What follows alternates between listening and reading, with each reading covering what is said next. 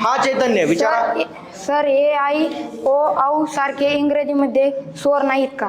वा वा वा. बघा, चैतन्यने अतिशय छान प्रश्न विचारलेला आहे. थोडा ॲडव्हान्स प्रश्न आहे त्याचा. त्याचं असं म्हणणं आहे की जसं आपण मराठीमध्ये ए ऐ ओ औ, ए ऐ ओ आणि औ असे जे 4 संयुक्त स्वर शिकलो तसे इंग्रजीमध्ये नाहीत का, असं तुझं म्हणणं आहे. बरोबर आहे का नाही?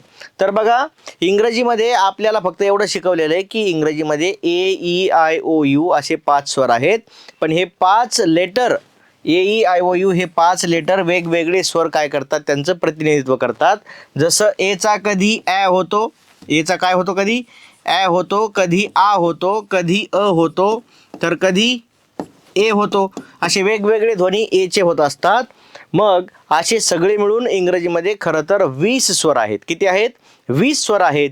तर त्या 20 स्वरामध्ये एकल स्वरांना ते मोनोफ्थॉंग्ज म्हणतात आणि संयुक्त स्वरांना ते डिफ्थॉंग्ज असं म्हणतात. काय म्हणतात? डिफ्थॉंग्ज असं म्हणतात. आणि मग तुझ्या प्रश्नाचं उत्तर असं आहे की जसं मराठीमध्ये ए ऐ ओ औ असे 4 संयुक्त स्वर आहेत, तसे इंग्रजी भाषेमध्ये 8 संयुक्त स्वर आहेत. किती आहेत? 8. बरोबर आहे. आता तेच आपण थोडं डिटेलमध्ये बघू.